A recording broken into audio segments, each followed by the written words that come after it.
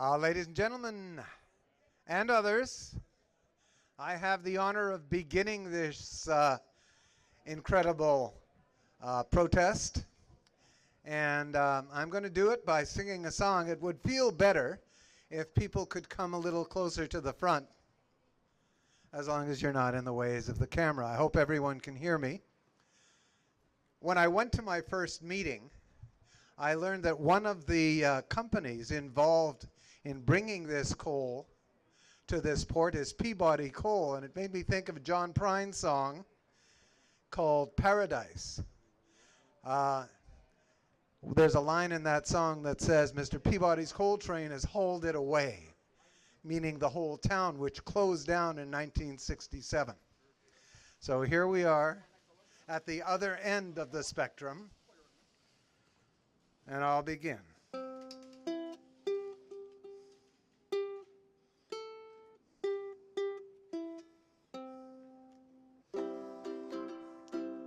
I read in the news that the coal trains were coming. They'd block up our roadways, they'd spew a black dust, and the citizens gathered, determined to stop this. Our health would be at risk, so stop this we must. Stop this we must. We talked to the feds and we talked to the greenies. We talked to the city, we talked to the press. They all indicated that they'd love to help us, but they didn't exactly precisely say yes. We demanded assessments on health and environment. The pressure was mounting, and so they complied. They hired, just a minute, they hired Lavalin? That's a firm that's blacklisted? I wonder why. 'Cause they knew it was going to be on their side. Imagine a future with hourly black coal cars. Imagine a future with dust on your decks. Imagine a future of breathing in coal tars. Imagine a future where the good life is wrecked. I read in the news that the coal trains were coming. They'd block up our roadways, they'd spew a black dust. Today we are gathered, determined to stop this. Our health will be at risk, so stop this we must. The trains will roll on up to the Canadian border, and they'll bring thermal coal to the Fraser Surrey docks. They'll come once an hour and they'll stop all the traffic, spraying coal dust in Delta, Crescent Beach and White Rock, and Surrey and Richmond, Texada, Ladner, New West, Powell River. It goes on and on. I read in the news that the coal trains were coming. They'd block up our roadways, they'd spew a black dust. Today we are gathered, determined to stop this.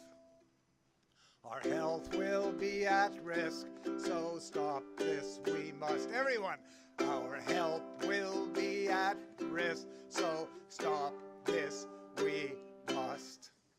Thank you.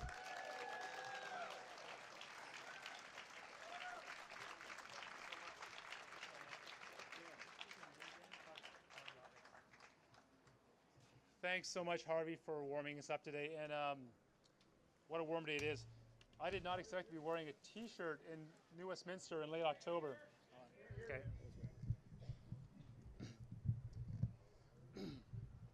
Thanks, Harvey, for warming us all up today. And I didn't expect to be wearing a T-shirt in New Westminster in late October, but that's a good sign, and I think it shows that we are on the right side of this issue. We're just about to get started, and before we do, I just want you to all turn around and look at Fraser Surrey docks. Right now, they're loading a vessel with grain or lentils or something, so you can see what's going on over there, and it's bad enough when it's grain dust. I wouldn't want that to be coal dust. So that's what we're looking at. Thanks all so much, everyone, so much for coming. It's really good to see you all here. We're going to get started now, and first we're going to ask Ruben George, and I'm sorry I've forgotten your name, but a woman from Musqueam as well, to come up, and from Tsleil-Waututh First Nation and Musqueam First Nation to come up and welcome us to unceded Coast Salish territory and say a few words. Thank you. What was your name again? Rhiannon. This is Rhiannon from Musqueam. How's that? O siem siayet, ait nisqualo and zi quitsnala, ami sep kuquitlam, tana hunkaminam kan alash tamo. Antha Rhiannon Bennett, Talitsana Homathquiam. My dear friends and relatives, it gives me good feelings to see all of you here today on the unceded lands of the Hunkaminam speaking people. My name is Rhiannon Bennett and I am from Musqueam. And I wanted to raise my hands, Haichka, to Ruben for allowing me to go first, as this is our territory. Ruben and I have some shared territory over there. But right here, this is our Musqueam territory. We had our Indian Reserve, Musqueam Indian Reserve #1 was just on the other side of the river there before we lost that land. And we had a village here, not far from here, at what point was the mouth of the Fraser River. We have occupied this land since the first sunrise. And we've made our voices very clear that we don't want these tankers on our water.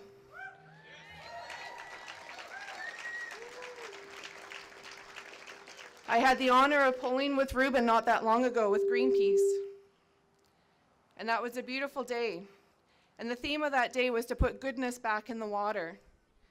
And that's what we need to do. We need to put goodness back in the water. We need to put goodness back in the air. To echo the words that Dr. Bernice King spoke before the Walk for Reconciliation, hate is more likely to destroy the hater than it is the hatee. We need to approach our work from a place of love and compassion. We need to do our work in a good way. We need to carry ourselves in a way that we are proud of and that our children will be proud of. We need to be good ancestors. What will our children's stories be about us? What did we stand up for? And what did we use our voice for? Did we use it to share love? Or did we use it to spread hate? I'd like to take a moment to raise my hands and say Haichka to Harper. I want to thank Harper for bringing us all together.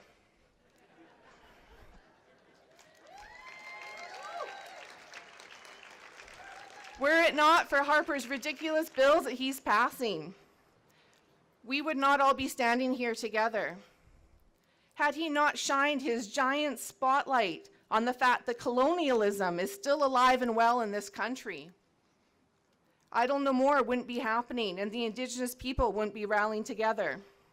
We have a group of caravan of people going from Vancouver to stand with the Mi'kmaq. That wouldn't be happening if it wasn't for Harper.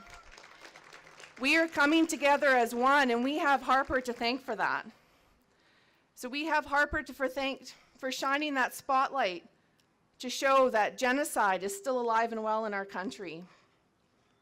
And our response to that is to stand up and to speak and to show him that we are still here, that we can still sing our songs and we can still speak our languages, that the genocide will not win, that we are stronger than that.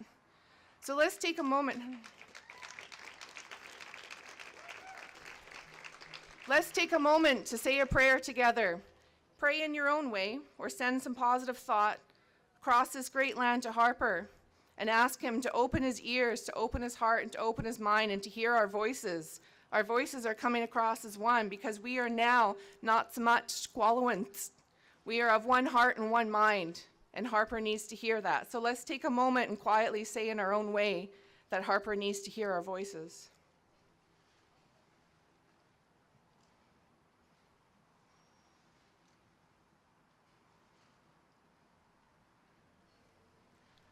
Haitsepka Osiam.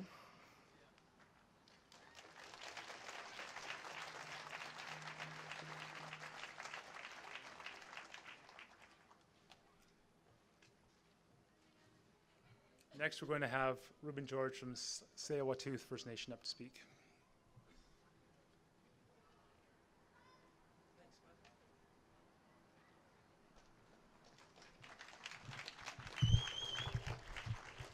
Wow, good afternoon. What a beautiful day. What a beautiful day.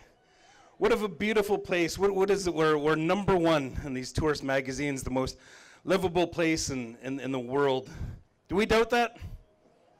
Do we care when it rains? No, we get other snow, fog. We're out there, aren't we? We're hiking, kayaking, paddling, whatever. We get out in the wilderness. What I believe, why we do, because it feeds us. Sometimes I work in the city, and then when I go back to the North Shore and I go back to the mountains and I go back to the woods, it like replenishes our spirit, doesn't it? It replenishes our spirit. You know, in my short lifetime, I've seen huge changes. On the North Shore, there was like abundance of salmon. It was just like so much salmon in all these little creeks. And it was something that was really beautiful because I could see the struggle the salmon would have when they go up in just this minimal amount of water, and they'd make it. And they'd jump out of the water and into the air to clear what they had to do. You know, that was something really special to me that I saw that I was growing up. I used to spend hours just walking along the creek, just enjoying that. In my short lifetime, that changed. It changed in such a drastic way that, you know, I have 2 children, and they haven't seen what I saw. But what we do have now, I show them. I want to show them the same experiences that we have had. I want to show them the salmon, and I want to show them the clam beds, and I want to show them the crab, and I want to show them the fishing, the hiking, the swimming, and without getting sick. The waters that we have right now are starting to deteriorate. It's starting to get sick. You know, how could we keep voting this the most beautiful place on earth when we're standing by and we're letting some of these things happen? And that's something that we have to do something about.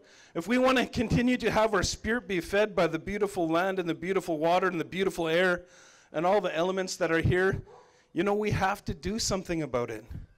First time in 2 million years that the carbon in the atmosphere hit 400 parts per million in Hawaii.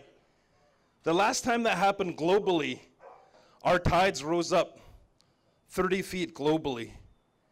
And if we see now what's happening now with the ice melt and the global warming and things that are happening, it's already turning into disasters.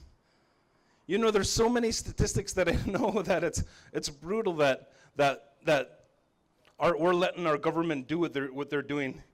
Giving $1.6 billion subsidies to the fossil fuel companies when we have green energy alternatives. If you look at the city of Los Angeles, if every building and every house in the city of Los Angeles had solar panels, that's enough energy right there to service the rest of the United States. And we're looking at the United States government give $1 trillion in subsidies to fossil fuel companies. Looking out again for that 1%. Looking out again for their greed and their thirst for power. Looking out again for themselves. You know, we come together like this as a community to stand up for something. Because I know that you have somebody that you love. And I see lots of children here that we want them to continue to experience the beautiful land we have, or what they say is the most beautiful place on earth. And this is something we have to stand up for. I changed careers for this because there's something that has to be done to stop this government. Something that has to be done to stop this craziness of what's going on by these fossil fuel companies. Alberta tar sands, one of the biggest industrial projects in the world, takes 2 tons of earth to get 1 barrel of oil, 3.5 barrels of water to get 1 barrel of oil, getting close to 2 million barrels a day. And that's just ludicrous of what they're doing when we see our relations who live close to one of the highest concentration rates of cancer. I had an opportunity to speak directly to Kinder Morgan in a town hall meeting, and I asked them, I said, what are you going to be doing for your future generations? Thank you so much.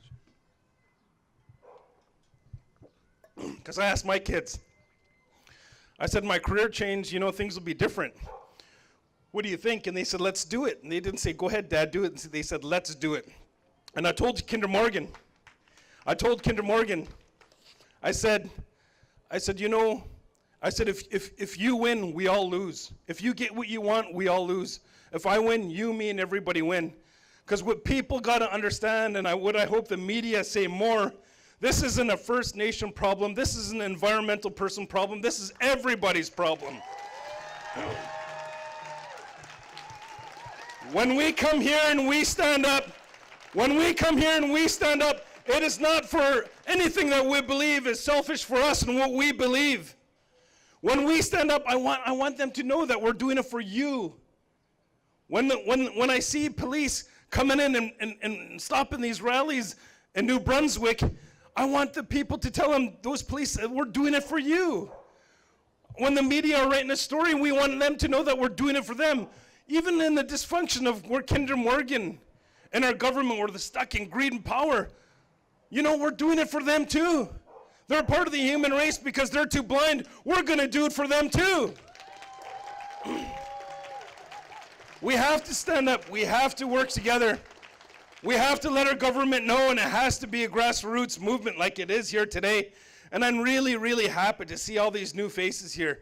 I'm really, really happy because this is a movement that we have to move forward. This is a movement that we have to do together, and this is going to take, all of our people, all of our country. And the work has been done before, where a country stood up against oppression, against oppression of a race of people that were getting suppressed in the 60s movement for women's rights and equality. And we could do that again, but this time we're not sticking up for an oppressed race of people. We're sticking up for ourselves. We're sticking up for the human race. We're sticking up for Mother Earth.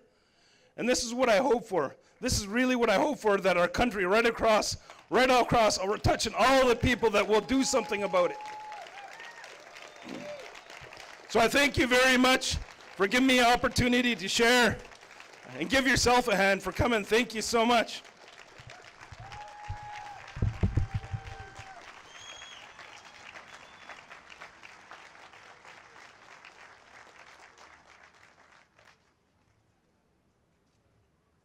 I don't know about you guys, but I'm pretty glad that Ruben switched jobs too. So we're luckier for it.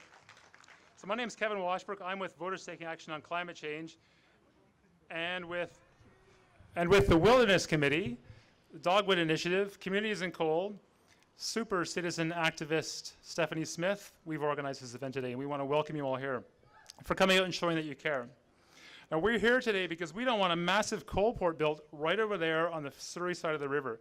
And if you look behind you, you can see right now Fraser Surrey Docks is loading something and the dust is flying through the air. So imagine that that's not lentils, but instead it's coal. And we shouldn't be breathing that dust in. So I don't know if they're aware we're doing this right now, but that's bad PR for those guys. We don't want dirty U.S. thermal coal being shipped by rail through White Rock, through Delta, and through Surrey, along Boundary Bay, next to Burns Bog, and through our communities. We don't want 8 million tons a year of that dirty U.S. coal shipped by open barge down the Fraser River, past globally important wetlands, through the feeding grounds for sandpipers and other migratory birds, through habitat for orcas, and up to Texada Island. And we don't want that coal loaded onto ocean-going vessels and then shipped through the Salish Sea to China to be burned, where it's going to add to climate change and smog in China and mercury pollution back here in Vancouver, in Metro Vancouver.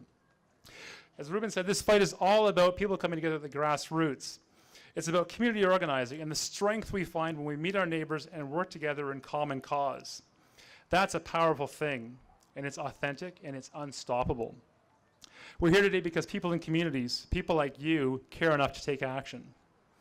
But this fight is also about local leadership and political representatives who stand up for what's right. The city of New Westminster was one of the first communities to say, wait a minute, you're not going to dump that coal pile on that across from the river without talking to us first. And we appreciate that kind of leadership because it moves the issue forward. So coming up next to give us a welcome from the city of New Westminster is Councillor Jamie McAvoy.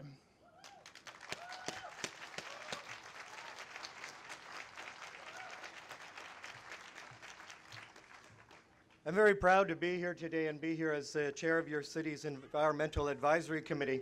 I want to tell you a little bit about what it's been like to deal with this proposal from the civic level. Because, we are the elected local officials. The Port Authority is not elected.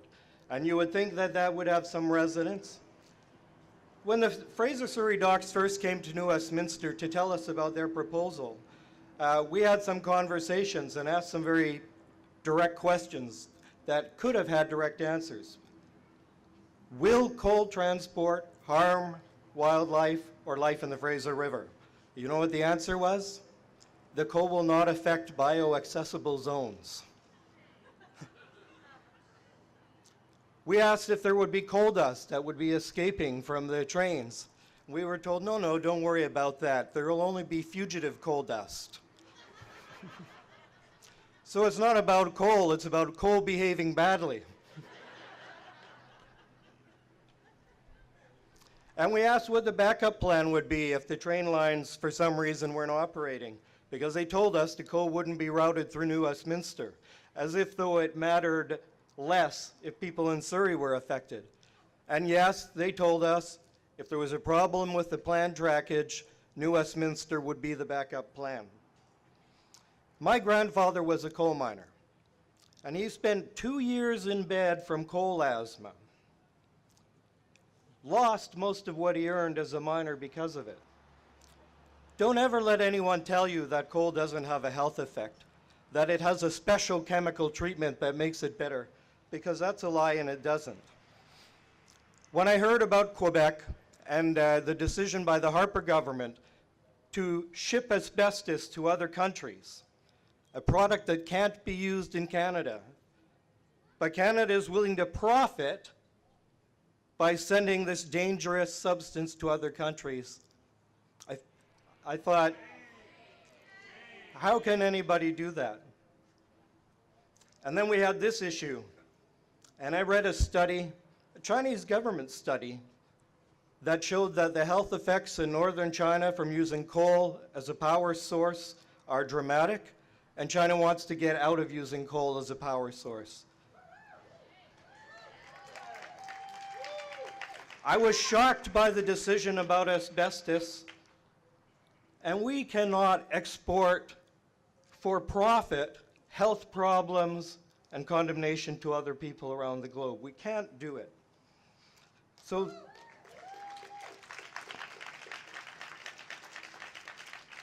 let's be clear about the Port Authority. It wants to expand. It has no ethical guidelines to follow. It is buying up land along the Fraser River, including agricultural land. It doesn't pay full taxes to your local government when it does that. And it's completely outside of the control of your elected local government officials who govern Metro Vancouver but are not allowed a more significant say in the Port of Metro Vancouver. But there's one aspect of democracy that they can't escape, and they cannot escape the people power that we see here today.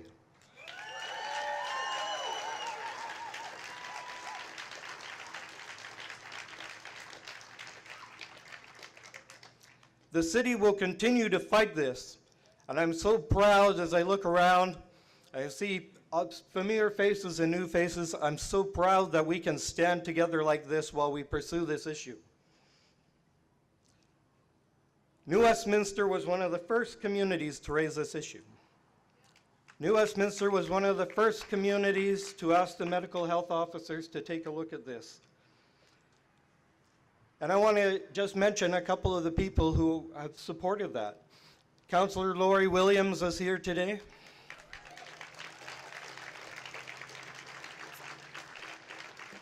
Councillor Chuck Puckmeyer, who is spearheading our Railways Committee. Judy Darcy is here today, our MLA.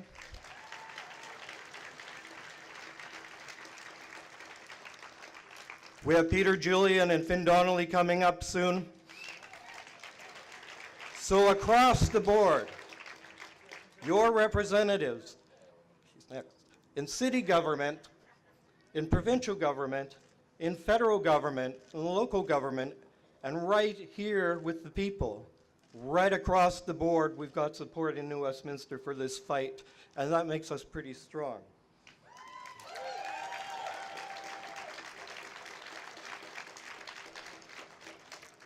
And before I go, I want to tell you that the vote at Metro Vancouver to oppose this was not insignificant. It's a very important act by our locally elected representatives across the region who said, we as cities have a right to make healthy, livable cities. An unelected body does not have the right to take that away from us.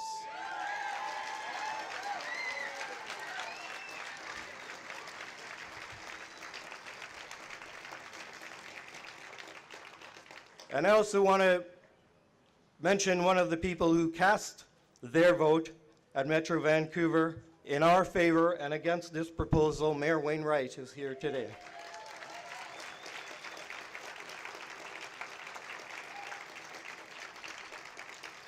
So thank you. We'll stick together. We'll carry on. No matter how difficult it feels, remember, I've been an environmentalist all my life. Quite often we win in the end. Thank you.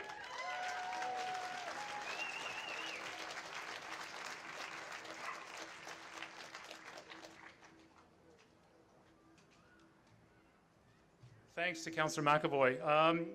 He's raised a lot of points that are common themes through this whole fight we've been having for some time. Because, you know, this is more than just about coal. In the past year, we've come to realize that the Port Authority is an unaccountable, aloof, and out-of-touch organization. And they have big, big plans for a region that are going to take away farmland, destroy habitat, and change our communities and our climate for all time to come. The worst thing about this, they think they have the power to do it without asking us.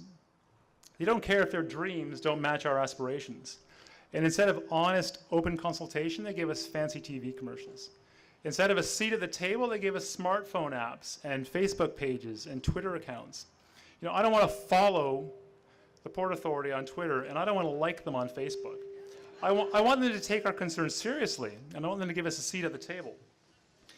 But the thing that's given us a lot of hope is that when we've lifted our heads up from this work over the past year, we've realized that there's lots of other groups working on the same issues or working on related issues. People protecting habitat, people protecting farmland, people trying to stop jet fuel from going down the Fraser River, people trying to stop the expansion of container ports, people trying to stop more oil tankers coming out of our port. We've realized that we're all in this together and we're fighting the same issue. A lot of those groups are here today, and they've supported this rally. We want you to know who they are, so we're going to just give a shout out to those groups right now.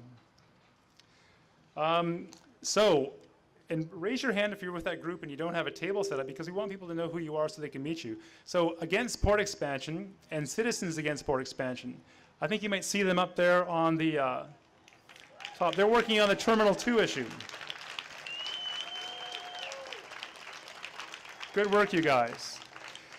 Burns Bog Conservation Society. There's folks in Burns Bog Conservation Society today here. The coal trains to Fraser Surrey Docks went right through Burns Bog. Coal Dust-Free Salish Sea, a new group based out of Lasqueti and Texada Island. They're fighting the issue from that end of the strait. Is anyone here from that group today? Thanks for all your work. The Council of Canadians, Delta and Richmond chapter, they're on board with this too. Fighting port expansion, fighting highway expansion, fighting the South Fraser Perimeter Road. The Farmland Defence League of BC, with people like Harold Steves on board. This is an important group to save our farmland.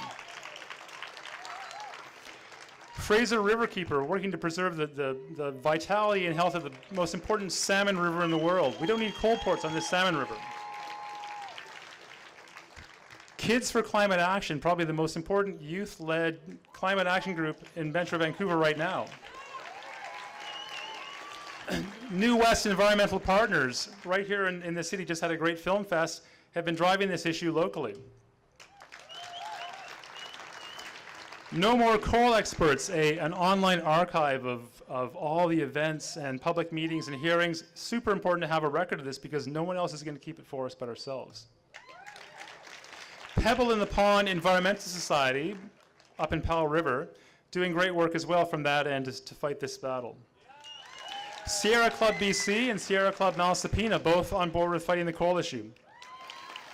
Vancouver Eco-Socialist Group, because we know that the changes we need to make are fundamental and deep, and we're not going to get them by fighting one battle at a time.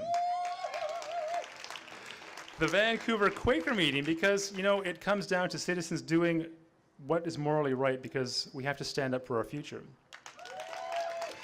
Vapor, the group that's fighting the crazy plan to ship jet fuel up the Fraser River on tankers to serve the airport, that's absurd, and these guys are taking it on. Other supporters like the BC Nurses Union that just wrote a fantastic letter to communities in coal saying our 40,000 members don't support this plan to build a coal port. With that kind of support, we can't lose. So I'm saying that because we all have common cause and common concerns, and that's about taking back our port. We're fighting the same fight. So we're going to hear from some of the folks who are on the front lines of this fight shortly. But first I want to introduce another local climate change fighting duo from here in New Westminster, our local MPs, Peter Julian and Finn Donnelly. They're also some of the first elected representatives to take on this issue, and we thank them for that. Gentlemen.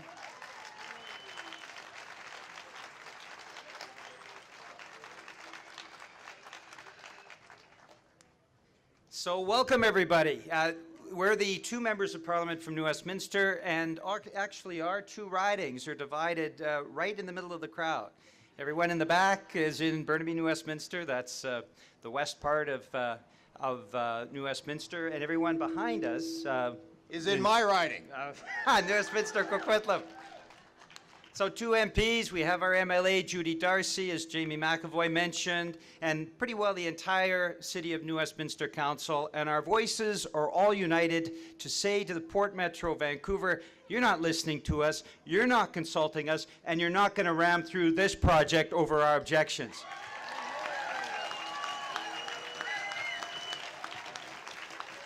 Now, they started a few months ago when all of us, the City of New Westminster, the Mayor and Council, our MLA, two MPs, we simply asked what we thought was a pretty reasonable thing. We said to Port Metro Vancouver, you know, you should really be consulting the public on this. Not a big question, but their response was, oh yeah, we'll be consulting the public. Over in Surrey, we're going to have an open house for a few hours. So we got together, and working with Judy Darcy, working with the City of New Westminster, we put together a public consultation that was held in the month of May. Anyone here attend that consultation? Yeah, wonderful. Well, we had 300 people out. 95% of the folks there said, no, this project can't be rammed through like this. There has to be public consultation. That message from New Westminster was clear and unambiguous. And so, what was the result? Well, what we have from Port Metro Vancouver is they held their little open house, and now they are saying that because we held this consultation in New Westminster, they've done their public consultation. Well, what we're saying is very clearly this. 95% of the people who come out to a public meeting say, no, don't ram through this project, then that is a pretty clear consensus in the community, and you should be listening to it. And it's part of a broader, deeper, disturbing trend. How Port Metro Vancouver is acting and how it is showing disrespect for the residents of this area and this community is part of how the government's acting overall. In 2012, Mr. Harper basically eliminated environmental assessments from, and this is from the Environment Commissioner, from 99% of the projects that would normally be subject to an environmental assessment. They eliminated public consultation. And so what we're seeing is a broader crisis. It's a crisis of accountability, and it's a crisis of democracy. That's what this government is doing. And what we're saying is, as citizens, we are standing up for our democracy, we are standing up for public consultation, and we are saying to Port Metro Vancouver and to the boss of Port Metro Vancouver, ultimately Stephen Harper in Ottawa, start listening to the public, start consulting with us. Do not ram through these projects over our objections.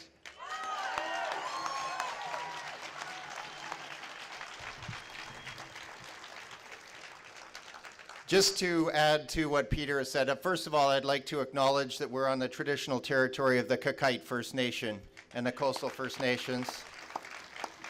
Thank you to the First Nations for doing the work that they do. Thank you to the City of New Westminster for the work that you're doing. Thank you to our MLA, Judy Darcy, for standing up.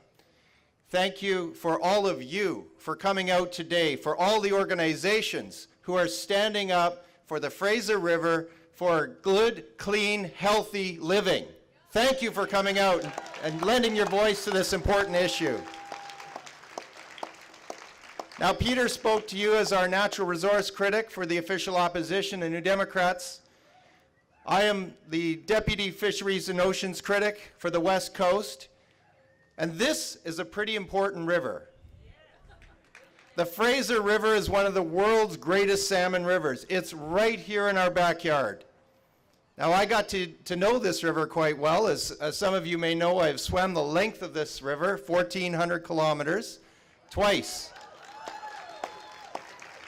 So I am passionate about the health of this river, and I know there are so many people here that are passionate about the health of this river. We're also passionate about the health of our communities. We recognize that we need jobs. We need good quality jobs. We need good industry to keep our economies going and our communities healthy. But we recognize that it's a balance. It cannot just be one thing over the other. That means our environment is critical. It cannot be left out at the expense of moving ahead with projects that are only focused on one thing: profit and money. We recognize that that's an important factor in communities, in healthy communities across the country along the Fraser. But it is one element. And one of the things that Kevin said earlier, this river is bringing so many organizations together. And that's what we need. Peter talked about consultation. The Harper government is going in the opposite direction. It is not listening to the people along the rivers, in the communities, in this country. So consultation is critical. The Harper government is also going in the opposite direction of taking care of our environment. Peter talked about the Canadian Environmental Assessment Act and what they have done to that act. Well, I just want to mention the Fisheries Act, which is one of the most important pieces of legislation in this country, and it has been gutted. And that is shameful, because that piece of legislation is what is protecting our salmon. And they were very, very strategic about how they went in and gutted that piece of legislation. They went in and chopped out 2 words out of that whole act: protect habitat. They got rid of that. When you protect the habitat of the fish, you can do almost anything to destroy the fish and the magnificent salmon that live and make this river what it is. So we need to fight back. We need to take a stand on projects that do not make sense, that are not in line with a healthy community, with a healthy Canada. It starts with rallies like this, speaking out, sending a message to the port and to the Harper government that we do not accept these projects. Thank you everyone for being here. You're an important voice in this fight. Keep going. Keep it up. Thank you very much.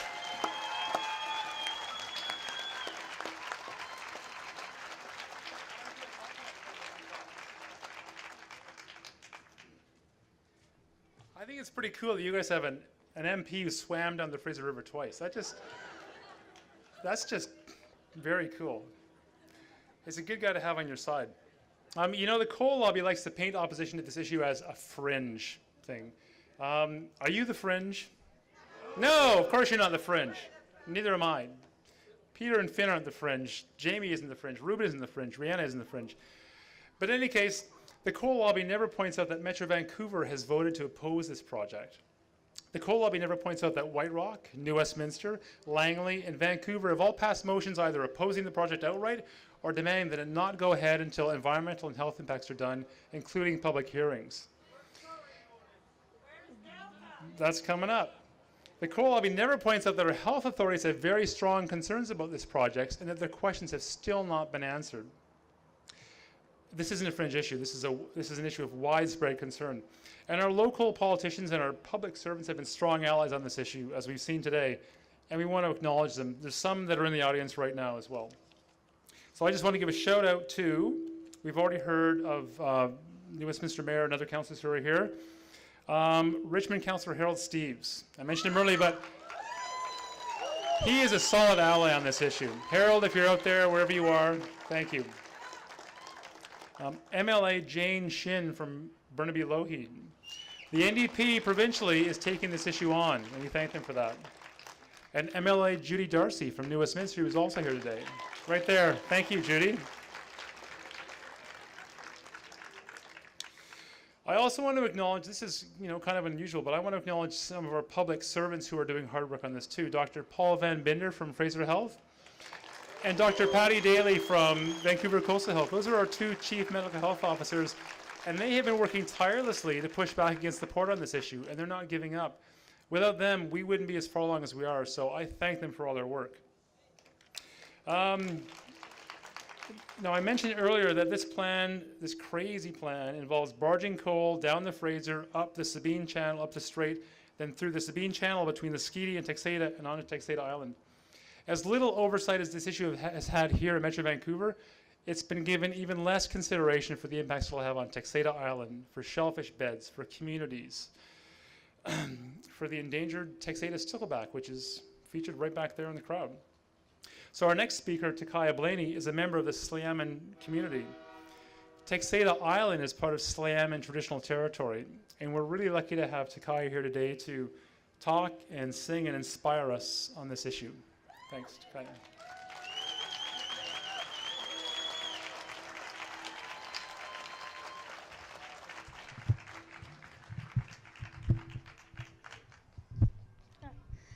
Hello. My name is Takaya Blaney. First of all, I'd like to acknowledge the traditional territory on which we're standing on today. And I don't know if I'm pronouncing this correctly because I just found this out at the last moment. But, it's good to acknowledge it. The Quay or the... but I just want to acknowledge the traditional territory and the people who've lived on this land since time immemorial. I am 12 years old, and my ancestral name is Chegajimuch, which was given to me by my Kukpa, my grandfather, Kukpa as we say in the Slayaman language. And Chegajimuch was the name of someone who helped our village. As a member of the future generation, as a member of the generation that will not only witness climate change, but will live in the effects of climate change, that will live in the land left behind, from the corporations and the companies that have mined and that have drilled and that have destroyed the water, the land, and the air. I will live to witness this if we don't do something, but it doesn't, just because I will live to witness this if we don't do something, doesn't change how much I care about this issue. I see many people who are not a part of this generation, but still care as much as I do. I notice and I read and I see the proposals going on in different parts of the world, the fights from the people that live there that are trying to keep the land safe, trying to keep their health safe, their children, their elders safe. And even though I don't live there, I've never been there, that doesn't change what I feel towards those projects. It doesn't change the fact that I have compassion in my heart. Oh.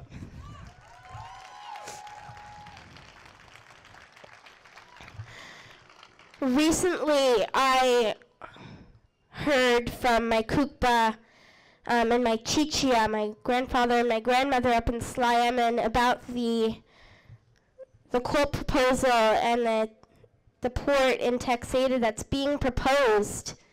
And I didn't really at that time realize how serious it was. I thought it was just a proposal And of course, we're going to stop it and fight tooth and nail, but I didn't realize that the corrupt members of our chief and council had already made the deal and had already decided to go ahead with this without the rest of the community's consent. And I didn't realize that this was supposed to be final.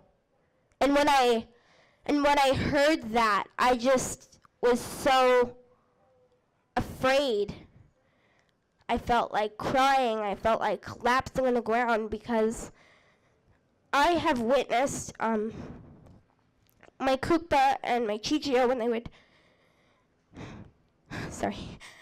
when they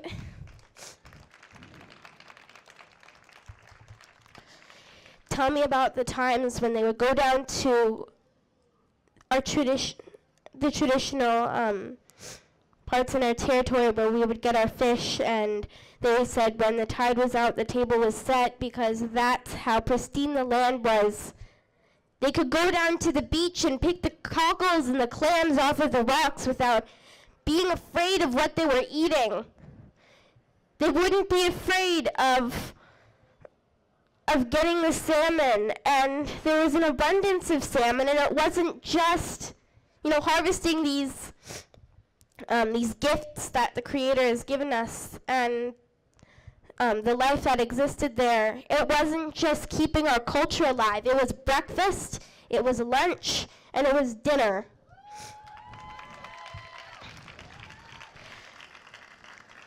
And witnessing how the land has changed in merely 2 generations. 2 generations later, those same beaches, those same rivers, there are no more herring in the abundance that there used to be. The cockles and the clams and the mussels, no one wants to eat them. No one even wants to swim off that beach. We're afraid. And hearing about this proposal for the coal tankers that is proposed to go off of Texada Island around my territory, I am reminded about how much, despite the genocide towards our people and all Indigenous people across Turtle Island, despite the government trying to get rid of our Indian problem through the residential school system, despite the government trying to rid the land of our people entirely, we still exist. We're still standing here today. We're still holding up the sign saying no, and this is our land.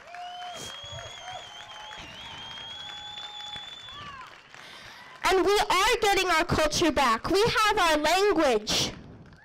We have our ways still. They may not be practiced as fluent as they used to be, but we have them. And we're trying to introduce them to my generation. It's hard, and there is still, that chance that it might not, our culture might not exist in a few generations, but we are fighting that fight, and we are trying to keep it alive. And just and seeing this proposal and seeing how this is supposed to be final, I thought,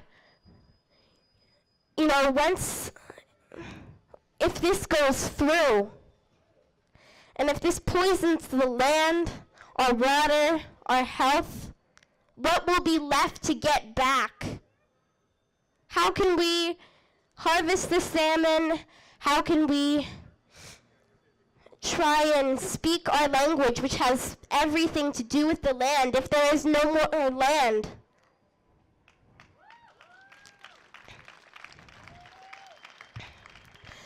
And so, it's with these proposals and people that are misguided and approving these death sentences towards our land, who believe that they are so disconnected from it that when there is leaking and when there is dust that floats into the air or crashes in our water, they will have no part of it. They will not care for it. They will not be on the land. But when it comes down to the pollution of all water and the contamination of all air, it's not just an Indigenous problem and it's not just an environmental problem. We all drink water and we all breathe air.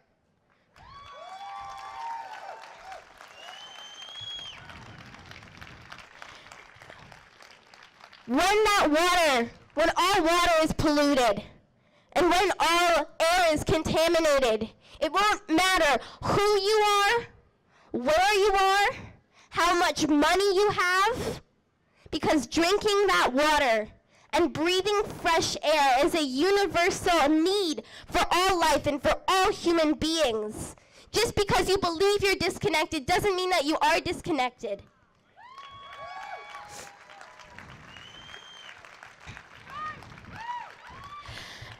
So,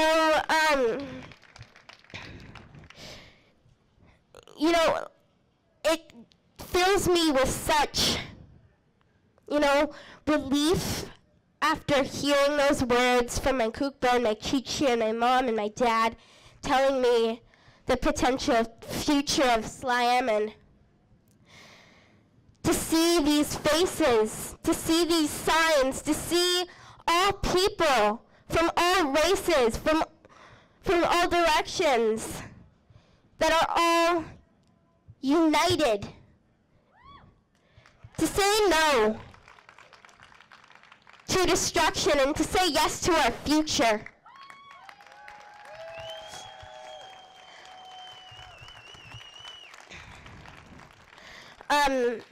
Over the past years, I've not only been vocal and using my speaking voice to stand up for not only a sustainable future, but for a future at all. I've been using my singing voice as well and mixing my passion for the environment with my passion for singing.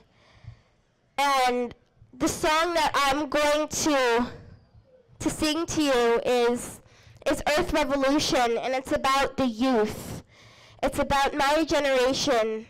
As I have seen traveling to different conferences, the most inspirational in Bandung, Indonesia, the Tanzania UN Children and Youth Conference.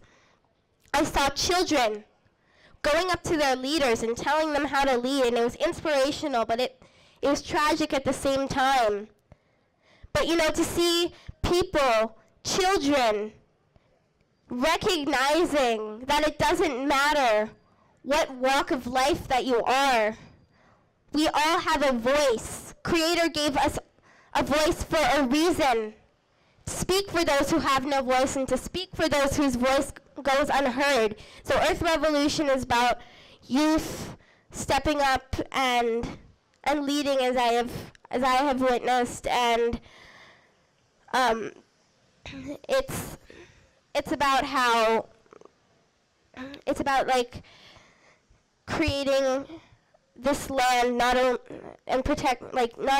bringing back our port, but it's more than just a port. It's the birthplace of life. It's water.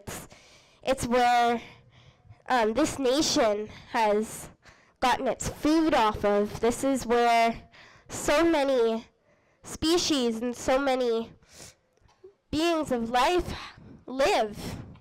And so, it's about changing the fate of these waters from a graveyard to a sanctuary.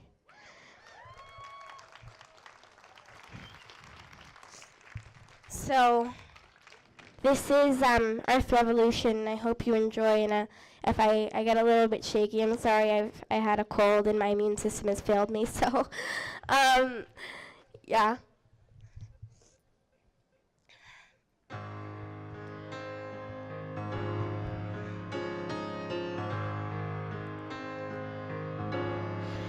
out from a distance.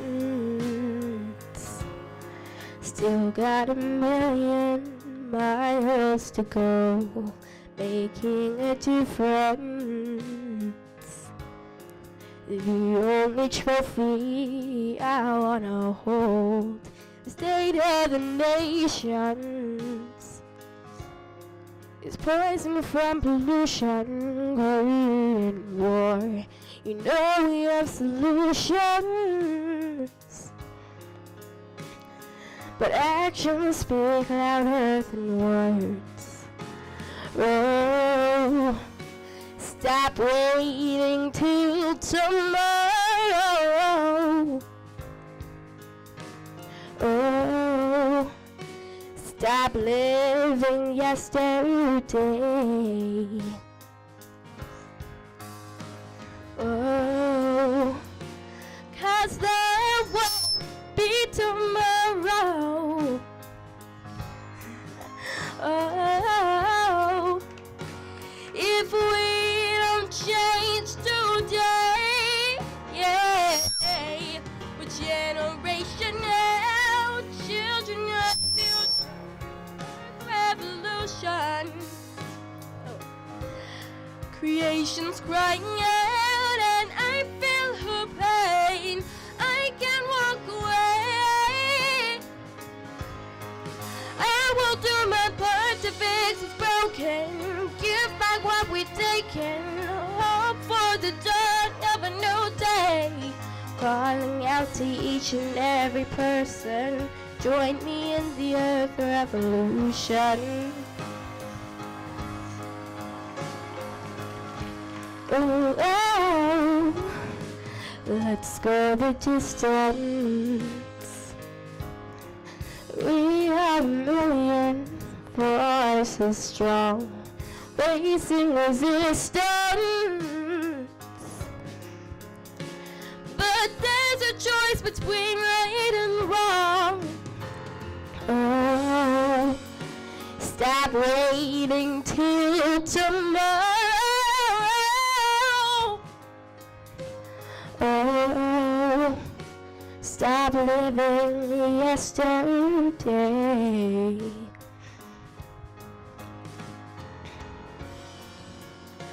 'Cause there won't be tomorrow. Oh, if we don't change today, yeah, we're generational children of the future, earth revolution. Creation's crying out and I feel her pain.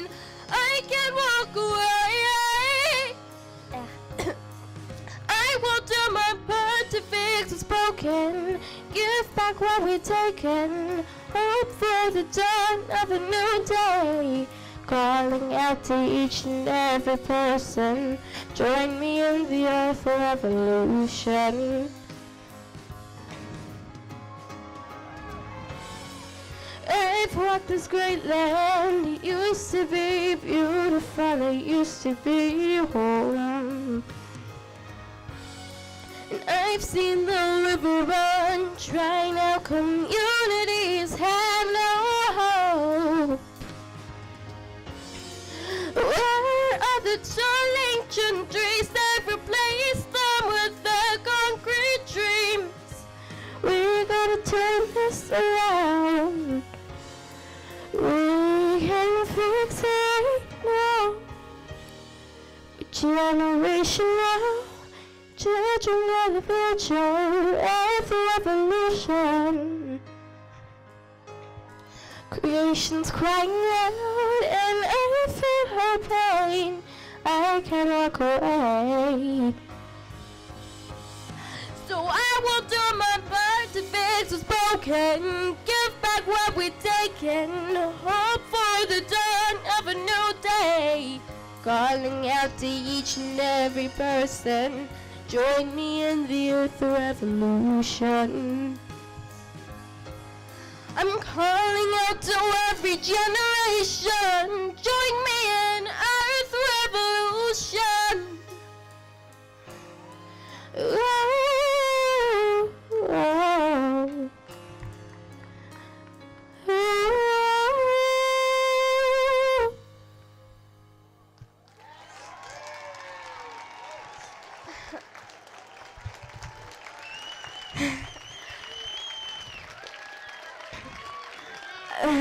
So yeah,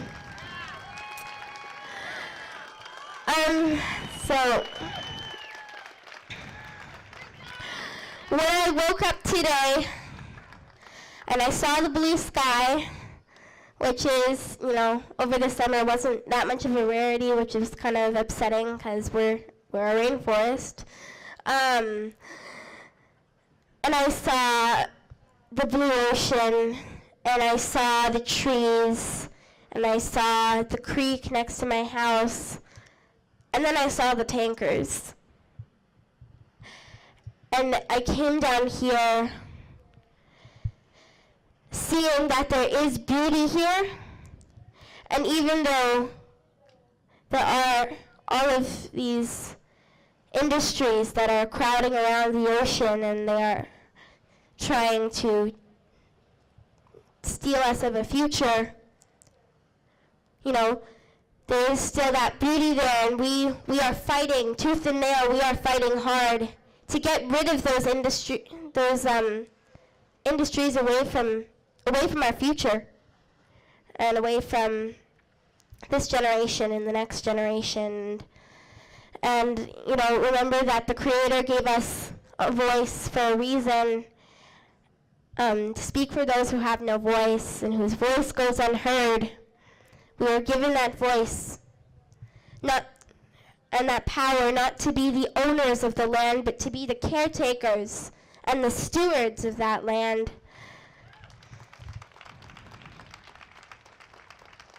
And we are all given a passion and a gift for a reason, so use and speak with that voice and share that gift and share that passion. Thank you.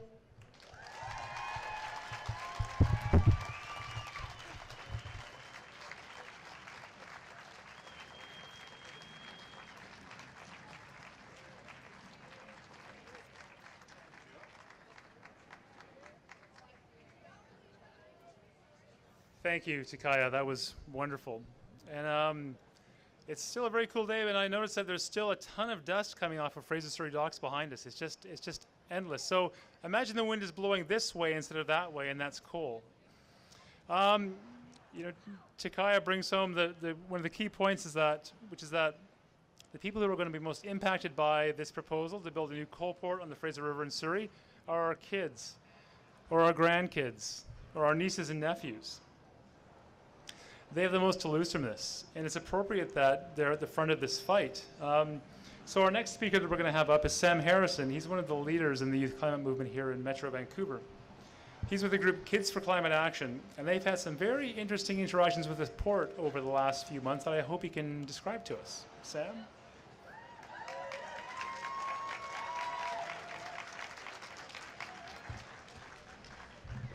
I'm not quite as tall as Kevin. Okay. Can everybody hear me? Good. Okay, so I'm here today because I'm a young person, and honestly, I'm kind of scared for the future. Climate change is no longer just some set of predictions affecting our great-great-great-grandkids and people in 100 years. It is an issue of now. The time has come that we stop prioritizing short-term economic gain above the environmental and economic interests of future generations. Right now, critical decisions are being made that will have a drastic impact on my generation, yet we don't get to have a say. Port Metro Vancouver is biased, unaccountable, and undemocratic. When you let the private users of the port decide who governs the port, the end result is a corporation that puts profit above the interests of the general public. The supposedly impartial Port Metro Van, it's a member of the Coal Association of Canada, and that seems to speak volumes within itself.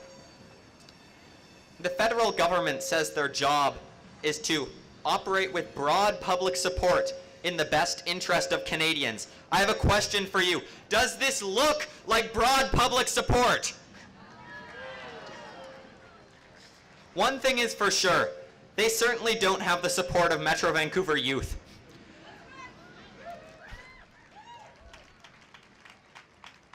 They say that our generation needs it for economic development.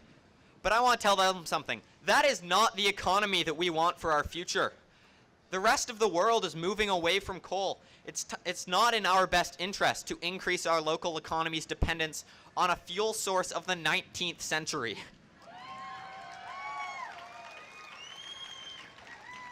By investing our money in climate solutions, not problems, like transit, like renewable energy, we can create more jobs and we can leave behind a legacy that we're proud of.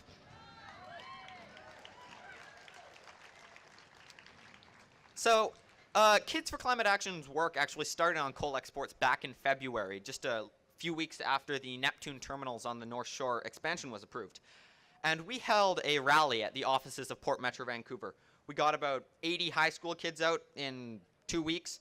And while high school and elementary school kids chanted, gave speeches, sang songs, and even some elementary school kids skipped rope, the staff of Port Metro Vancouver locked their doors, closed their blinds, and hired security guards to patrol the building. Made us feel kind of important. Okay.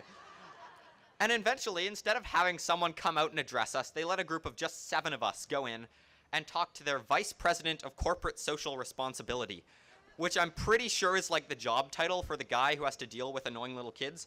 And what we got is that they promised us that we could organize a public forum for discussion of coal export expansion. We thought that sounded pretty good, so we ended up going to these weekly meetings. And after weeks and weeks of meetings, the port canceled this public forum. Why? Because no one from the industry was willing to stand before the public and defend coal exports. A few months later, through some access to information requests obtained by voters taking action on climate change, we learned that the PMV representatives we were dealing with were in close contact with their friends at the Coal Alliance the entire time. Every time we had a meeting, they would send a summary of that meeting to the coal industry. And then the coal industry actually got them to cancel the forum. This is a direct quote from an email between them. The Coal Alliance believes that the large-scale public format will result in a debate of opinions, and that would not be conducive to a constructive and reasonable discussion. Now, it was going to be a moderated conference co-sponsored by the port and us. Attendance was going to be balanced between industry and average people. So I really don't think it was the constructive and reasonable part that they were worried about. I think it was simply they didn't want a debate.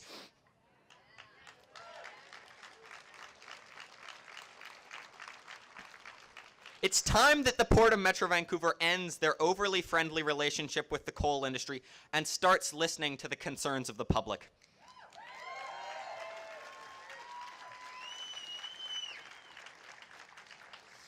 Now, we want to make sure that the world knows that youth don't want to be saddled with an outdated fossil fuel economy. Now, high schools all around Metro Vancouver, in Vancouver and Surrey and more to come, are passing student council resolutions officially opposing the expansion of thermal coal exports out of Vancouver. As of now, the students of Windermere Secondary are officially opposed to new coal exports.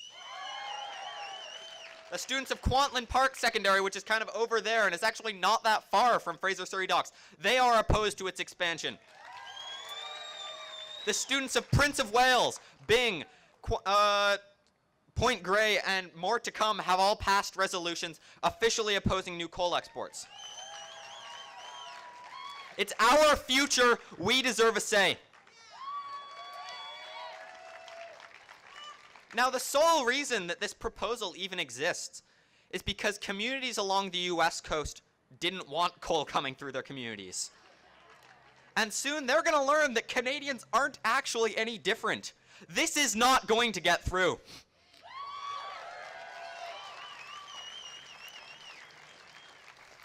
And you know what? We're battling an industry, and they have a lot of money, but we have a lot of people. They have lobbyists, but we have meaningful relationships.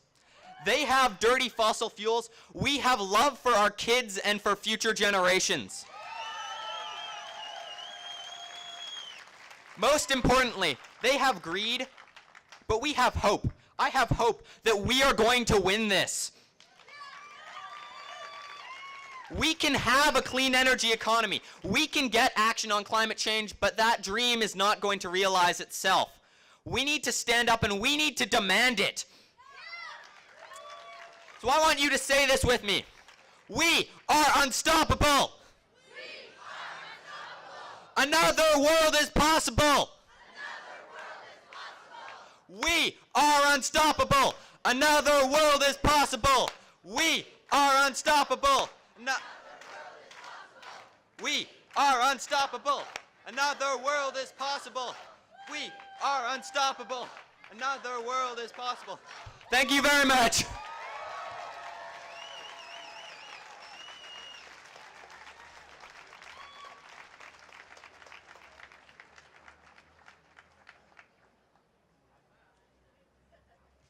Note to myself to add some chanting next time I do a rally. So the grassroots effort to organize communities and demand that the port listens to our concerns is taking off. And it's not just here. Okay. The grassroots effort to organize communities and show the port that we don't want this coal port to be built right here is taking off. And not just here in New Westminster, it's happening in White Rock and in Surrey and all over the Lower Mainland. And it's also happening up the Strait of Georgia on Texada and Lasqueti and in Powell River.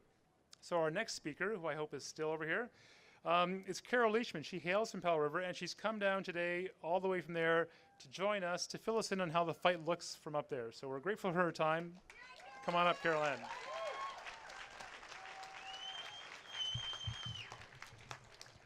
What a great turnout. Thank you for welcoming me today to your community. I was born and raised in Powell River, and I've always been very proud to be from that community. We're the gateway to Desolation Sound. Beautiful, beautiful community.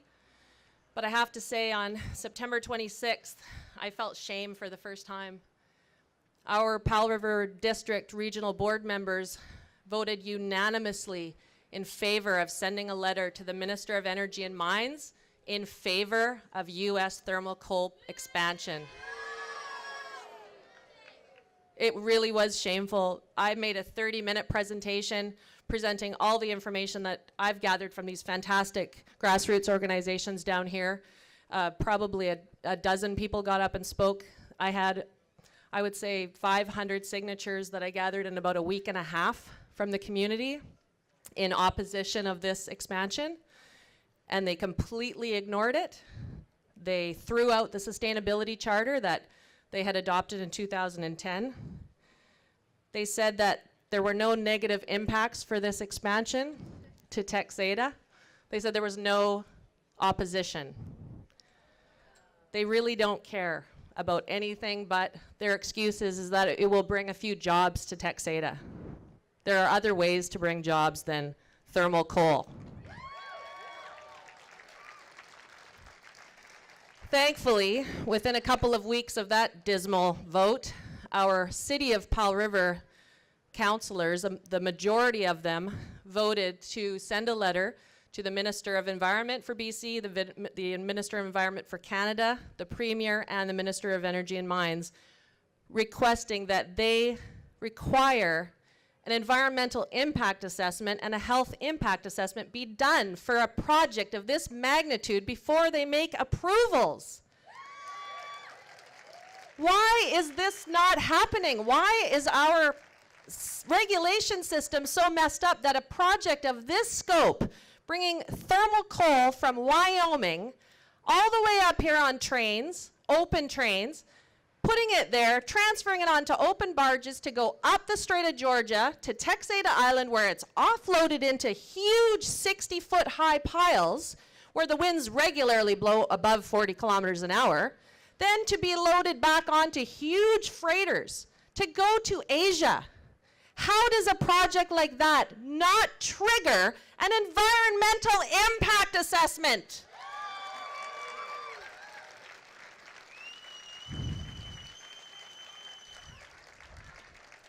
There's something seriously broken with our system.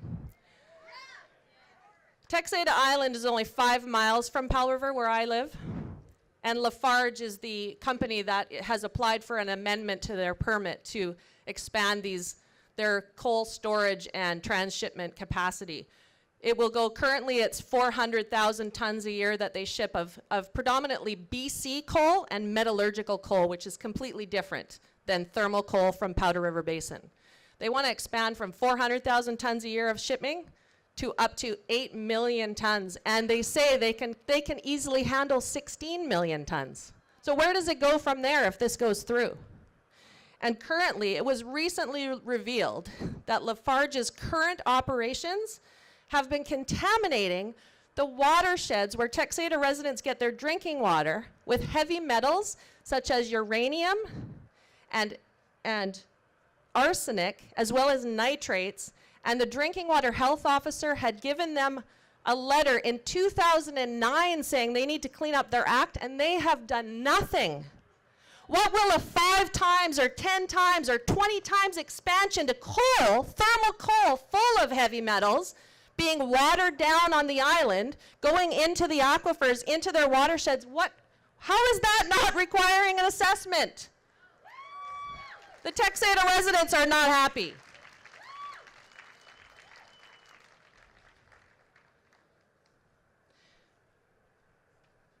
The thing that gets me, among other things, this proposal is dividing our communities. It's dividing people on Texada, it's dividing people in my community, because these multinational billion-dollar corporations are dangling a few jobs. So people are clinging to, we need jobs, we need to support the economy, let this happen. Yeah, dirty jobs. We don't want dirty jobs. There are renewable energy jobs. There are many types of jobs that our governments should be supporting and putting through, not dirty jobs. We don't want them.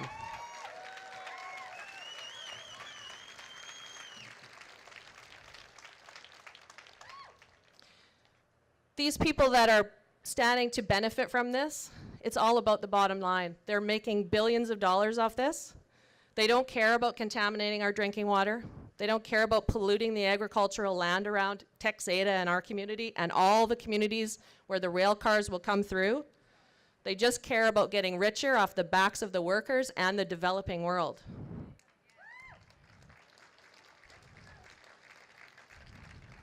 There will be jobs if this goes through.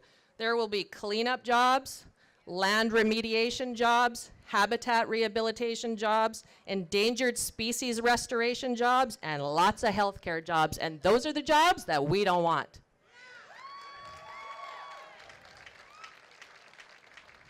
Our system is broken, and until we all realize that, and I am so thankful to see so many people coming together today, we need to spread the word, and we need to bring this to more people. We need to stand up for what is right and what we know to be true, and demand that our governments listen to us and do what they need to do, what we want them to do. They represent us. They were elected to do that.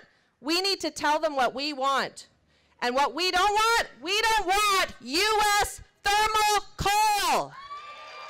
Thank you.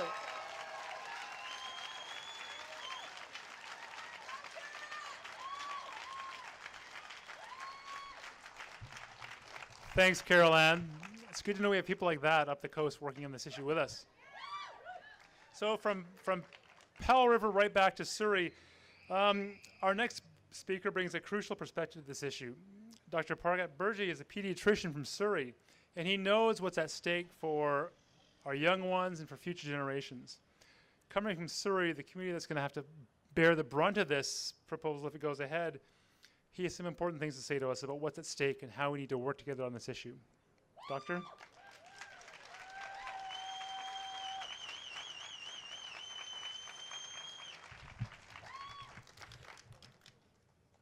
Good afternoon, fellow human beings.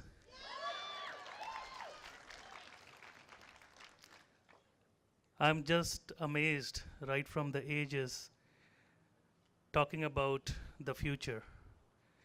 My duty as a healthcare practitioner will be focused only on health, although I like to talk a lot, but time is limited and I have to respect that. Coal dust is dangerous, very dangerous. When you breathe, It will go and sit in your alveoli, and the body cannot get rid of it. Over a period of time, there is cumulative effect. For our kids, the risk for asthma doubles or triples. Do we want that? Now, when the lungs are affected, two beautiful lungs given to us, then there is something in the middle called heart, which pumps the blood. So the heart goes into trouble, and we call that congestive heart failure. So the vital organs, when we say A, B, and C, just the basics, airway, breathing, and circulation, they are compromised. The healthcare always strive with the World Health Organization of Health, which is a complete state of physical, mental, emotional, and spiritual well-being, just not merely absence of disease. But what I can see, this whole project will jeopardize our physical health, our mental health, our emotional health, and spiritual health. Why? Why for only few jobs, just few jobs? We want to escalate healthcare cost. We want to put our beautiful children through asthma. There is a medical entity called black lung disease, which is only caused by coal. Do we want that? Our lungs are beautiful. Our lungs are pink. Our lungs are wonderful. We don't want soot in them. We don't want dirt in them. We don't want coal in them. Now the coal is being brought by diesel engines. So the diesel particles, they're going to also add up to the health issues. There are so many studies all over the world which says that when the coal dust is spreading around those communities, even the intelligence of the kids go down. Do we want our future generation to have low IQ? No. We as a nation, we as a country has one of the highest life expectancy rate. This problem will bring down the life expectancy by 5 years. Do we want that? No. So we have to stand united. We have 50 trillion cells as a human body, and each and every of those cells are vital. This coal will affect each and every of those cells, right from our head to toes, from our brain, our eyes, our lungs, our heart, our GI system, kidneys, even reproductive system.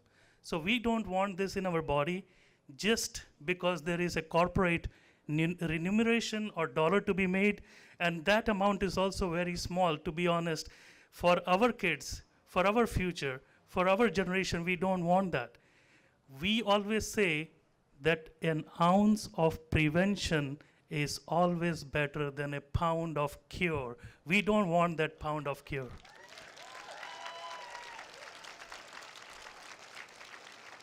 So as a human, as a common person, when we are saying something is not right, when we are saying something is wrong, we are always right.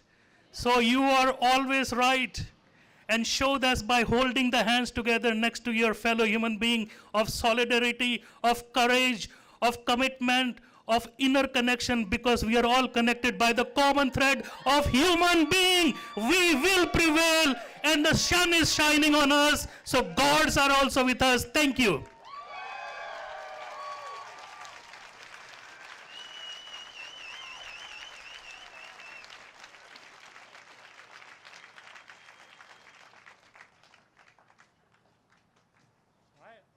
I'm loving this. This is just so much fun. Like, one person after another. Boom. Thank you, Dr. Burgi.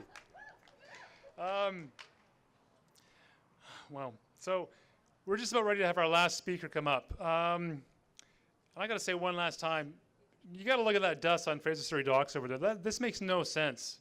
Why would we bring in dirty U.S. thermal coal for the sake of 20 jobs, maybe, a few more jobs up Texas Island, for all the damage this is going to do to our communities and to the environment and the climate? It makes no sense. And I hope the port is paying attention today and realizes that. I know that the coal lobby has been on the radio today spreading more misinformation that this is about BC coal and steelmaking coal and BC jobs, and that's all a bunch of BS. It really is. And I'm sorry, but I'm tired of having these guys misrepresent what's going on. We are the mainstream, and we don't want American coal being exported through Surrey. It's that simple.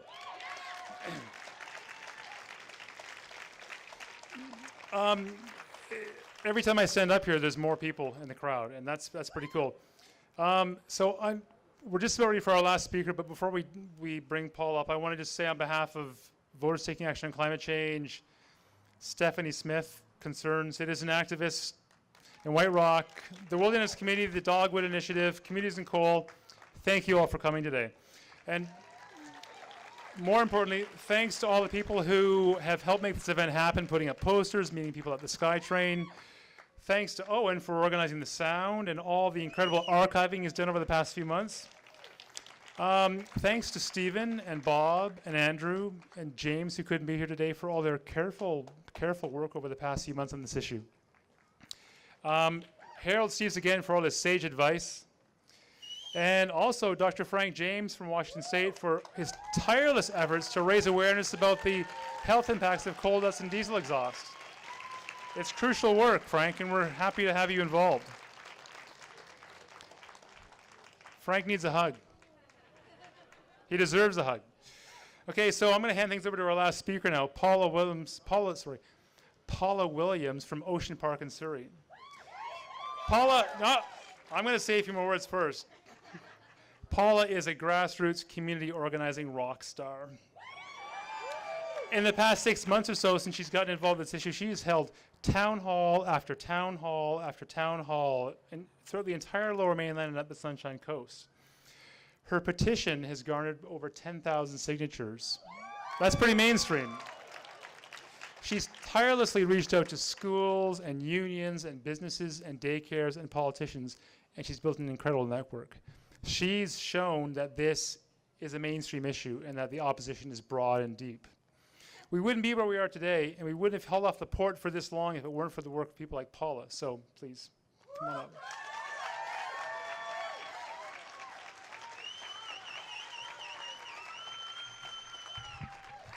Hi.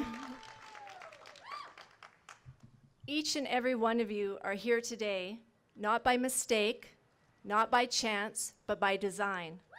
You're here because you know the time has come to reclaim our right to clean air, land, and water, to reclaim our right to be heard, and to not let profits stand in the way of a future for our children.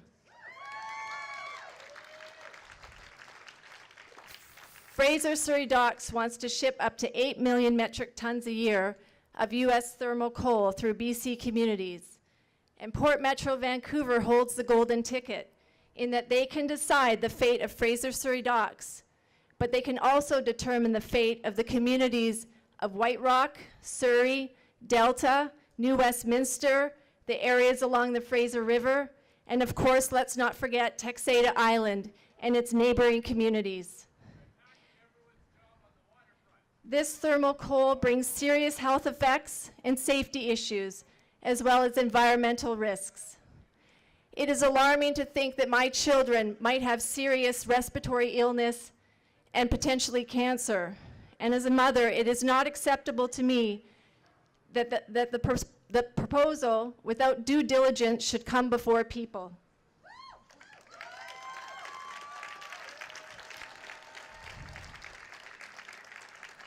Four months ago, I decided that I wasn't going to let Port Metro decide our fate without a fight.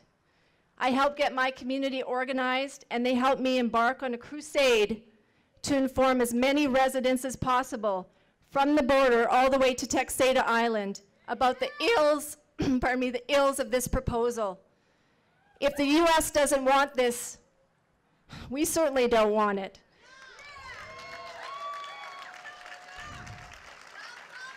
And so we formed a grassroots group called Communities in Coal. And our mission is to stop this proposal by engaging everyday people, people like us, people like you, the very people who didn't even see this proposal coming. the very people whose lives will be changed forever. We want to empower people, to get them organized, and to take action together. In 3 short months, we've gathered over 11,000 signatures on our petition. And we will continue to gather them in a way, or as a way, to inform and engage all communities, because the way that Port Metro operates is a warning sign. Their closed-door practices are outdated, and we deserve better. We should not have to justify our concerns, yet we have to. These communities do not belong to Fraser Surrey Docks or Port Metro. They belong to us. This is where we have chosen to live, to raise families, to go to school, to work, or just simply enjoy. Whether it be coal or something else, the time has come for the port's practices to be revised. Port Metro needs to know that we do support business, but that business cannot happen without balance. Profit and growth alone should not determine the viability of an idea. It is so much more than that, because if you pollute the very air, land, and water that we rely on, then we have nothing. We are simply asking for a balance and that key stakeholders be involved. We are real people taking on all of the risk. And in our case, give us a comprehensive health impact assessment by an independent third party, not SNC Lavalin. And let the data speak the truth.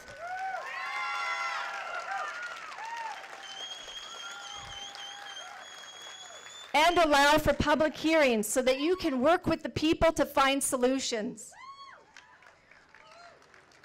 One of my children's favorite stories is The Lorax by Dr. Seuss. And in it, when the Onceler begins to chop down the trees, the Lorax tries to stop him. And he says, "I speak for the trees. I speak for the trees have no tongues."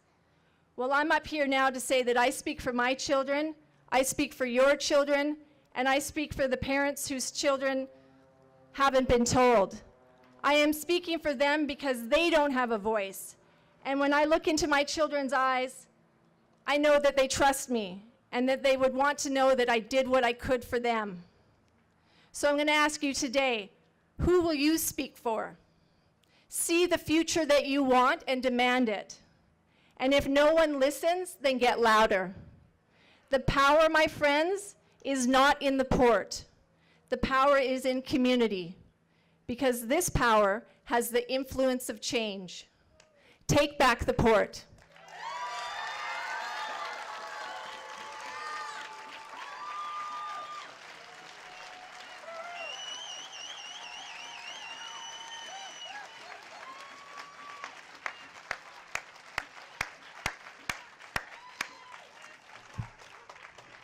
Thanks, Paula.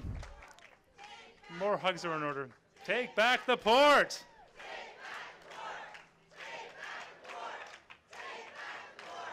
Take back the port! I hope they're listening right now. We are just about done today. Thank you all for coming and for all of your time. If I can be so bold as to sum up all of our amazing speakers, I would do it like this. Actually, I wrote this ahead of time, so it's not really a sum up, but it all fits together.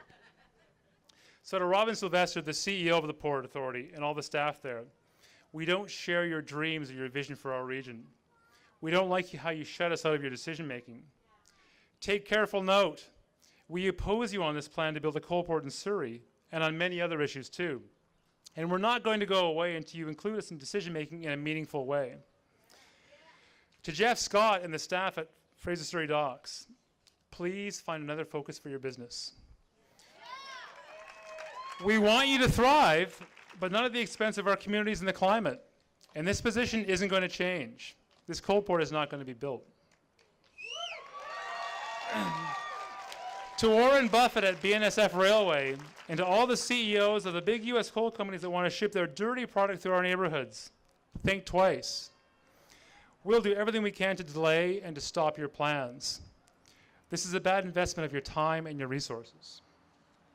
In short, as you can see, we're organizing and we're working together. And as Paula says, we're taking back our port.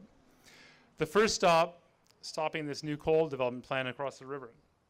So this is our most important tool that we have with us today. There's nothing on it, but this is equivalent to a sign-up sheet, okay? So sign-up sheets are hugely important because that's how we all stay in touch. We're going to stop this together. We're not going to stop it one by one. So please, please, please, please, if you're not on one of our mailing lists or all our mailing lists, please don't leave today until you sign up on one of them. There's some volunteers in the crowd in yellow t-shirts and different colored t-shirts with clipboards. There are volunteers at the tables in the back for our organizations. Please don't go until you've given us your email address. This is important because the port is poised to make an important announcement about the Fraser River Docks plan soon. And we need to be able to respond to that announcement loudly and clearly and together. And we can't do that unless we can stay in touch with you guys and let you know what's going on. So I want to ask you all today to take a pledge that you're not going to just walk away from this event going, that was a good rally, but you're going to make sure that you're able to stay in touch with us so that when the time comes, you are going to take action. You are going to write a letter and send an email and make a phone call to the port to say, no way, it isn't going to happen. Can you do that? Can you say yes to that?